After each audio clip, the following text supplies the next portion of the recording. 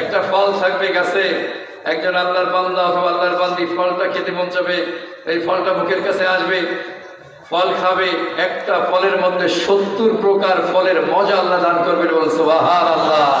তাহলে কি বললেন আল্লাহ? বলছে যে আল্লাহু ইনদাহু, আর আল্লাহর নিকটে তাদের জন্য আল্লাহু ইনদাহু হুসনুস সাওয়াব, বড় উত্তম পুরস্কার, উত্তম প্রতিদান, উত্তম পুরস্কার তো আল্লাহ পাকের কাছে রয়েছে। আল্লাহ মেহেরবানি করে আমাদের সকলকে যে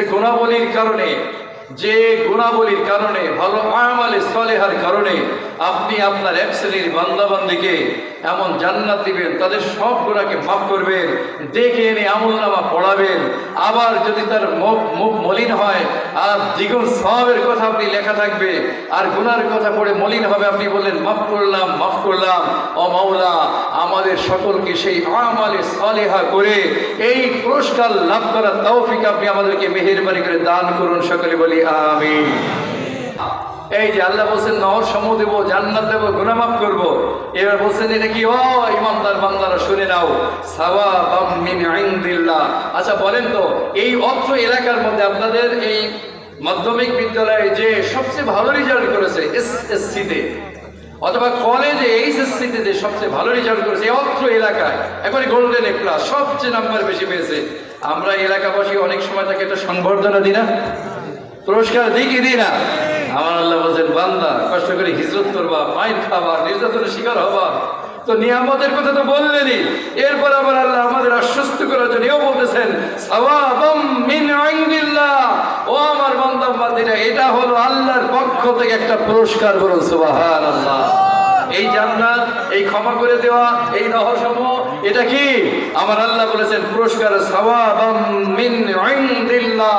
এটা হলো যে তোমাদের রবের পক্ষ থেকে তোমাদের জন্য পুরস্কার। আল্লাহু ইনদাহু হুসনুস সাওয়াব, এবং আল্লাহ পাকের কাছে রয়েছে সবচেয়ে উত্তম পুরস্কার। বলুন সুবহানাল্লাহ। সবচেয়ে উত্তম পুরস্কার কার কাছে?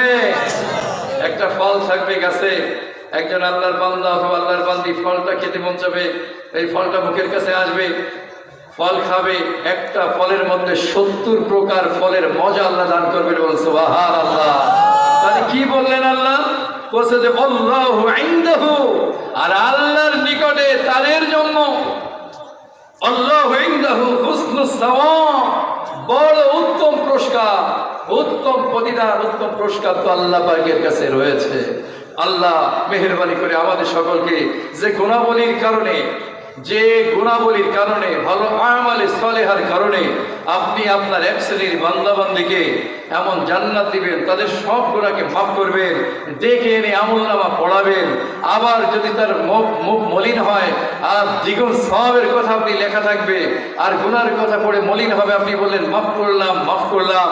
ও মাওলা, আমাদের সকলকে সেই আমালে সালেহা করে এই পুরস্কার লাভ করার তৌফিক আপনি আমাদেরকে মেহেরবানি করে দান করুন। সকলে বলি আমিন।